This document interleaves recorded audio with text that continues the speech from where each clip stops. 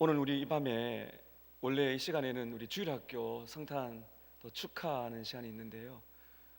너무 아쉽게도 코로나로 인하여서 우리가 지금 가지 못하고 우리 시온 찬양대 중심으로 우리 찬양과 또 악기 연주로서 하나님께 영광을 돌리게 되었습니다. 그리고 일정에 약간 차질이 있었지만은 이렇게 오늘 입교하는 8명의 우리 입교하는 우리 자녀들 함께하는 시간을 통해서 다시 한번 성탄의 의미를 우리가 발견하고 우리 구주 되신 예수님을 깊게 만나는 은혜의 밤이 되기를 축복합니다. 여호수아 말씀을 오늘 우리가 읽었는데, 여러분 오늘 말씀 읽으시면서 어디에서 예수님을 발견할 수가 있겠습니까? 사실은 신구약, 특별히 구약을 보게 될 때 우리가 구약을 읽는 중요한 관점 렌즈 중에 하나는 바로 예수님을 찾는 것입니다. 억지로 끼워 맞추서는 안 되겠지만은 가능한 한 본문 속에서 어떻게 여기서 우리가 예수님을 발견할 수 있는가? 오늘 도피성에 관한 이야기를 할 것입니다. 오늘 여러분께서 주보 제목을 보셨지만은 답이 다 나왔죠. 도피성이란 것은 바로 피할 곳, 임시 거주지가 됩니다. 거기에 들어가면 사는 이 거주지, 피할 곳, 태풍이 불어올 때, 죽음의 그 고통이 오게 될 때 안전한 성에 들어가면 보호를 받는 그런 도피성. 구약에 이거 너무나 중요했어요. 우리는 주일 저녁에 여호수아서를 하게 되는데 이제 오늘하고 1월 첫 주에 하게 되면 여호수아 다시 보기를 이제 마치게 됩니다. 여호수아에게 정말 중요한 임무는 가나안을 정복하고 이스라엘 백성들에게 그 지파들에게 땅을 나누어 주어서 살게 하는 것입니다. 그런데 오늘 20장에 보게 되면 하나님은 여호수아에게 또 다른 중요한 일을 맡기셨는데 그것이 바로 도피성을 마련하는 것입니다. 오늘 1절과 2절을 보십시오. 여호와께서 여호수아에게 말씀해 이르시되 이스라엘 자손에게 말하여 이르기를 내가 모세를 통해 너희에게 말한 도피성들을 너희를 위하여 정하여, 이렇게 말씀하고 있는데요. 출애굽기 21장, 민수기 35장, 신명기 19장에 보면 하나님은 미리 말씀하셨습니다. 모세를 통해서 가나안을 정복하면 반드시 도피성, 피할 성들을 마련하라, 이렇게 하셨고요. 그래서 오늘 여호수아는 그 말씀에 따라서 이 가나안의 정복이 끝났을 때 도피성을 만들었습니다. 저는 오늘 여러분께 크게 첫 번째로 이 도피성의 목적이 무엇인가를 말씀드리고, 그리고 두 번째, 이 도피성이 어떻게 예수님을 말씀하는가, 그렇게 교훈으로 삼고 말씀을 이어가려고 합니다. 자, 여러분 3절을 보시게 되면 도피성의 목적이 있어요. 부지 중에 실수로 사람을 죽인 자를 그리로 도망하게 하라. 이는 너희를 위해서 피의 보복자를 피할 곳이니라. 여기 보시게 되면 부지 중에 사람을 실수로 죽인 사람, 악의를 나쁜 뜻을 가지고 사람을 죽인 것이 아니라 어떻게 하다 보니 사람을 죽인 일이 있을 수가 있습니다. 제가 말씀을 드릴 겁니다. 그때 보면은 피의 보복자가 따라온다. 그래서 피할 곳을 정해주라, 이렇게 말하고 있는 것이고, 마지막 9절도 보면 나오죠. 이는 이스라엘 자손과 그들 중에 거류하는 거류민을 위하여 선정된 성읍들로서 누구든지 부지 중에 살인한 자가 그리로 도망하여 그가 회중 앞에 설 때까지 피의 보복자의 손에 죽지 아니하게 하려 함이라. 3절과 9절에 보면 피의 보복자가 나옵니다. 이게 이제 원어로 보면 고엘입니다. 룻기서에 보면 이 보아스의 역할이 고엘인데, 구약에 보게 되면 이 고엘의 역할이 있어요. 형제나 친척이 재산이 사라진다든지 경제적인 어려움이 오게 되면 재산을 지켜주는 일을 하고, 자손이 없을 때 자손을 낳도록 해서 그 대가 끊이지 않도록 도와주는 것이 구약의 고엘의 역할입니다. 또 오늘 하나 여기 보시게 되면 형제나 친척 중에서 누가 죽게 됩니다. 죽게 되면 그 죽은 사람을 대신해서 피의 보복자의 역할을 하는 거예요. 그래서 살인한 사람을 찾아가서 죽이도록 하나님께서 그렇게 말씀하셨습니다. 출애굽기 21장 12절 이하에 보게 되면 고의로 사람을 죽이는 자는 하나님의 제단에서로부터라도 끌어내어서 죽이라.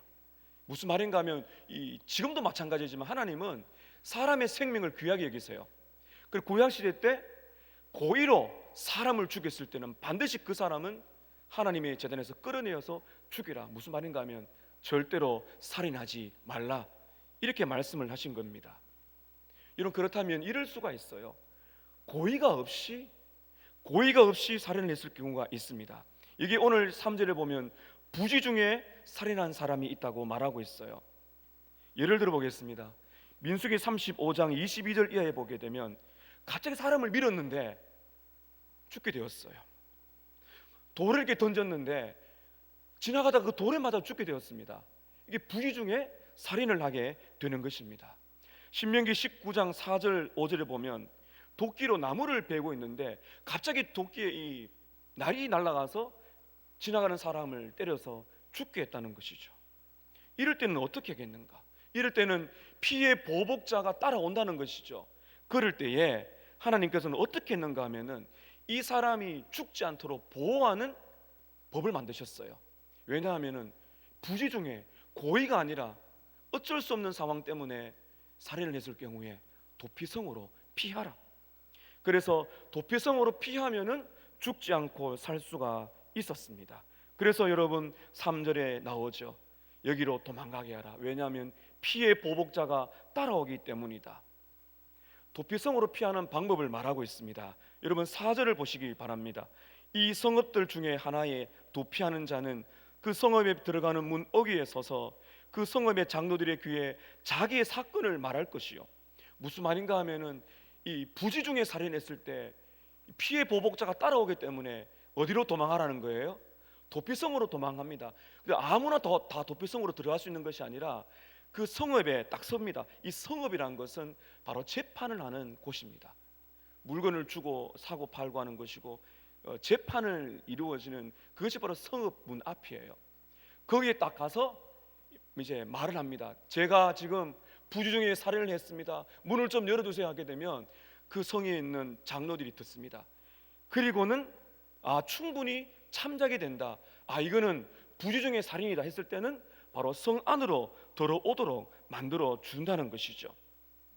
그리고는 그 사람이 들어왔을 때는 절대로 성 밖으로 그 사람을 내어주어서 죽지 않도록 보호해 준다고 말합니다. 5절 보십시오. 피해 보복자가 그의 뒤를 따라온다 할지라도 그들은 그 살인자를 그의 손에 내주지 말지니 이는 본래 미워함이 없이 부지 중에 그의 이웃을 죽였습니다. 부지 중에 살인한 자가 도망을 가서 도피성에 들어갔을 때는 다시 내어주지 않습니다. 그리고 마지막에 6절에 보게 되면 재판을 합니다. 정말 이 사람이 부지 중에 어쩔 수 없이 살인한 게 맞는가 아닌가 재판을 합니다. 6절을 보세요. 그 살인자는 회중 앞에 서서 재판을 받기까지 또는 그 당시 누가 죽기까지요? 이게 중요합니다. 대제사장이 죽기까지 그 성읍에 거주합니다. 그리고는 그 후에 그 대제사장이 죽고 나게 되면 도망하여 자기 성읍으로 집으로 돌아가서 자유롭게 살 수가 있고 피해 보복자는 죽이지 않아도 되는 그런 법을 하나님께서 만들어 주신 겁니다. 여러분, 오늘 이야기가요 과연 우리에게 무슨 의미가 있을까요? 대제사장이 죽을 때에만 이 사람이 자유를 얻어서 집으로 돌아가고 피해 보복자가 더 이상 복수를 할 수가 없도록 만드신 겁니다. 자, 여러분, 오늘 이 도피성이 이 시대를 살아가는 우리들에게 어떤 의미가 있을까? 저는 오늘 여러분께 5가지 정도로 교훈을 정리하고자 합니다. 첫 번째는 도피성은 죄인의 유일한 피난처가 되시는 예수님을 상징한다는 것입니다. 죄인들이 피할 피난처가 어디인가? 그것을 지금 우리에게 말씀해 주고 있는 것입니다. 고의성이 있든 고의성이 없든 사람을 죽였다는 것은 이거는 그 당시에는 엄청난 죄입니다. 그래서 피해 보복자를 만나게 되면 반드시 죽게 됩니다. 여러분, 우리는 어떻습니까? 여러분, 우리는요 마땅히 죽어야 할 죄인입니다. 하나님의 심판을 받아야 되는 죄인들입니다. 이런 우리들이 피할 수 있는 도피성이 어디라는 것이죠. 이것을 오늘 말하고 있는 것입니다. 오늘 저와 여러분이 피해 보복자가 따라옵니다. 심판을 받아야 됩니다. 우리는 하나님을 거역한 죄인들입니다. 우리의 죄 때문에 예수님이 죽으셨어요. 우리는 하나님의 공의로운 심판을 받아 영원한 멸망에 떨어져야 될 죄인들입니다. 우리가 피해야 될 피난처는 어디라는 것입니까? 오직 하나, 구약에서 말하고 있는 도피성 어디라고요? 예수님.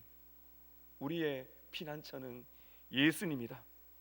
그렇기 때문에 여러분, 예수님께로 가야 우리가 살 수가 있는 것입니다. 예수님께로 가야 우리는 영원히 죽지 않는 것이고, 예수님께로 가야 우리의 죄 문제가 해결이 되는 것입니다. 이것을 말하고 있는 거예요. 어떤 죄라도 우리는 가지고 예수님께로 가야 됩니다. 거기서 우리는 유일한 우리의 인생의 피난처, 죽음의 사자가 올 수 없는 피난처를 우리가 맡게 되는 것입니다. 두 번째로 교훈은요, 피난처이신 예수님께서 우리의 죄를 대신하여 죽으셨다고 오늘 말씀합니다. 피난처인 예수님이 우리를 위하여 대신하여 죽으셨습니다. 어디에서 그것을 봅니까? 제가 오늘 여러분께 강조했죠. 다시 한번 6절을 보세요. 이게 구약에서 우리는 예수님을 발견해야 됩니다. 제가 다시 한번 6절을 읽겠습니다. 잘 보십시오. 살인한 자는 회중 앞에 서서 재판을 받기까지, 또는 그 당시에 누가 죽기까지요? 구약에 나오는 대제사장은 곧 누구를 예표하는 것입니까? 예수님인 것입니다. 대제사장이 죽을 때야 비로소 프리덤, 자유함을 얻고 자기의 고향으로 돌아가 더 이상 피해 보복자가 따라올 수 없도록 법을 만드신 겁니다.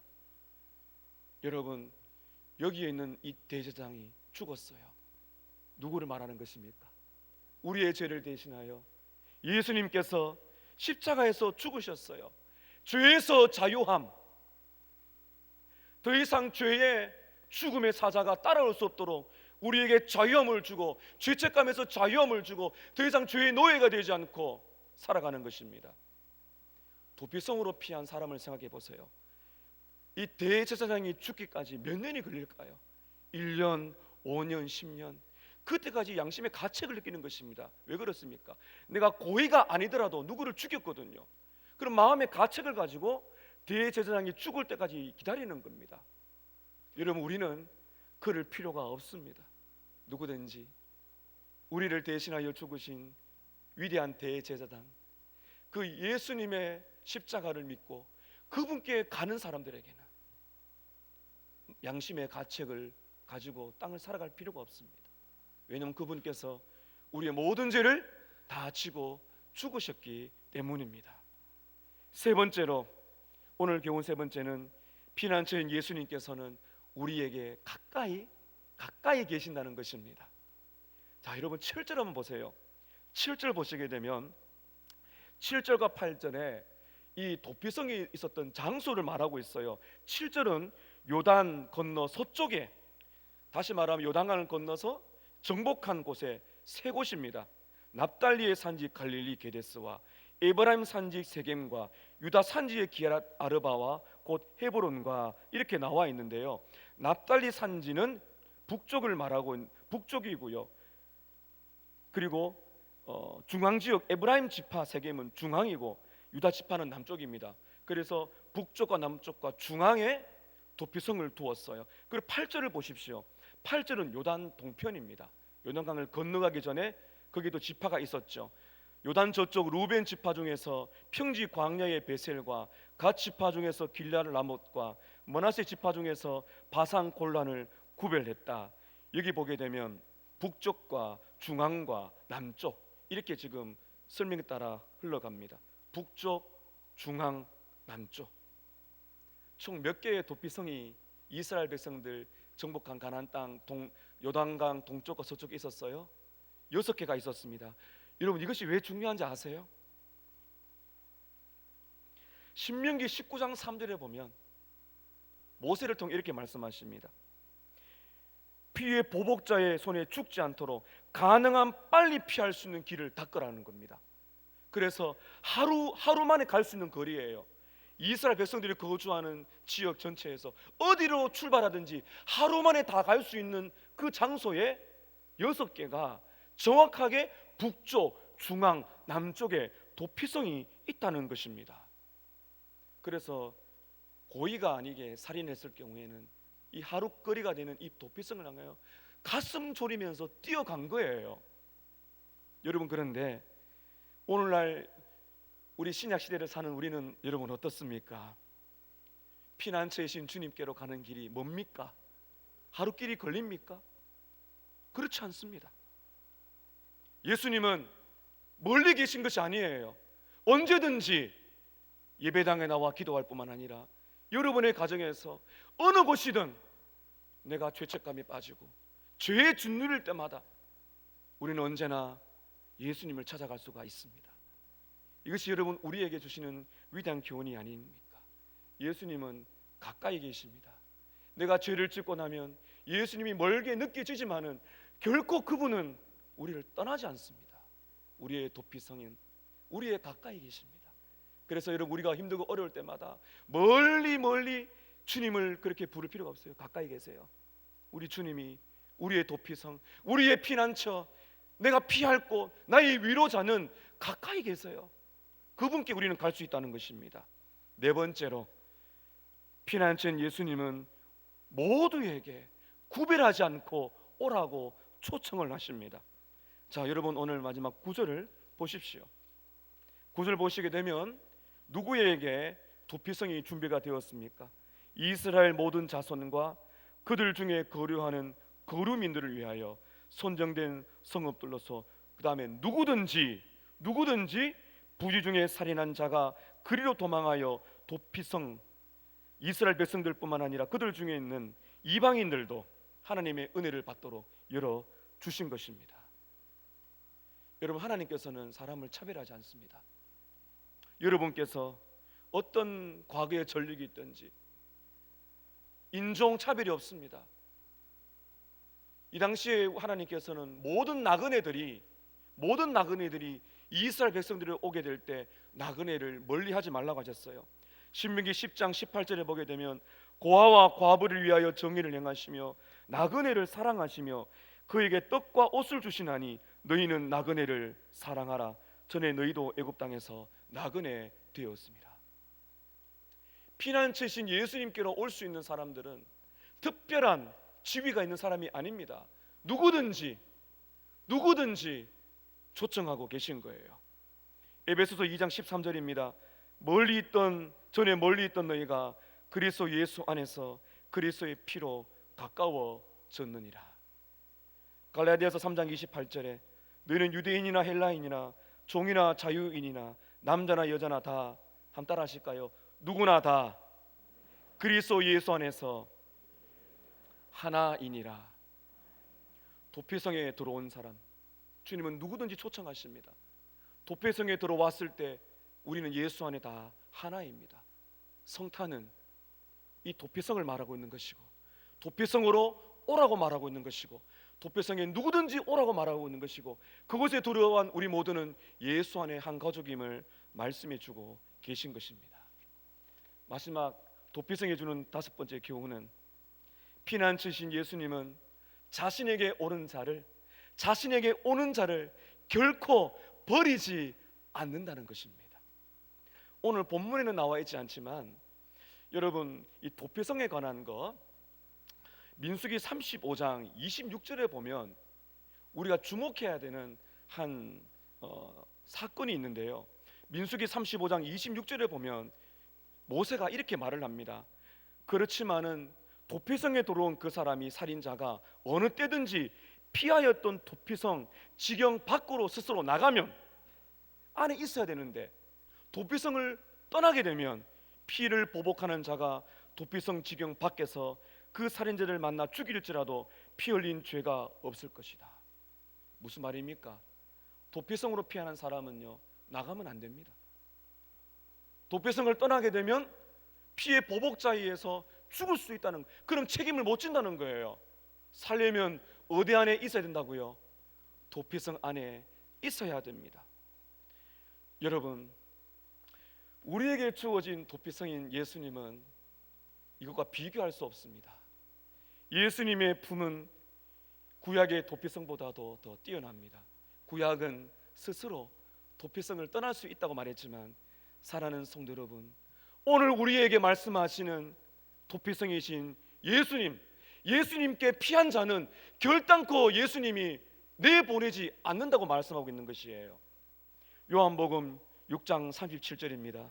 아버지께서 내게 주시는 자는 다 내게로 올 것이요 내게 오는 자는 내가 결코 내쫓지 아니하리라. 이것이 복음입니다. 여러분께서는 도피성을 떠날까 염려할 필요가 없어요. 더 이상 죄의 심판이 없습니다. 사탄이 여러분을 억누를 수가 없습니다. 왜냐하면 안전하기 때문입니다. 예수님께 피한 사람은, 그 예수님은 당신의 백성을 도피성 밖으로 가도록 하지 않습니다. 내게 오는 자를 내가 결단코 내어쫓지 아니할 것이다. 성탄의 메시지가 무엇입니까? 이렇게 힘들게 살아가는 여러분들에게 오늘 주님은 뭐라 말씀하십니까?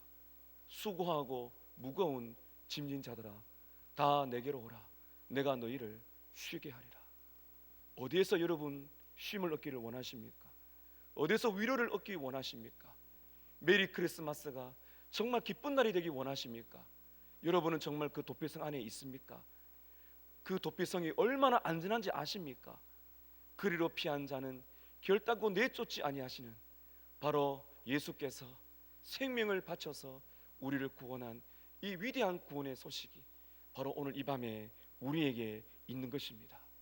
더 이상 예수 안에 있다면 죄책감, 아픔, 고통, 좌절, 염려를 가지고 짓눌려 살지 마시기를 바랍니다. 오늘 이 밤에 우리가 피할 유일한 피난처이신 예수님께로 가셔서 그분의 품 안에서 죄로 자유, 죽음에서 자유, 우리 주님 주시는 참된 복된 평강을 누리시는 여러분 되시기를 주의 이름으로 축복합니다. 기도하겠습니다. 하나님 아버지,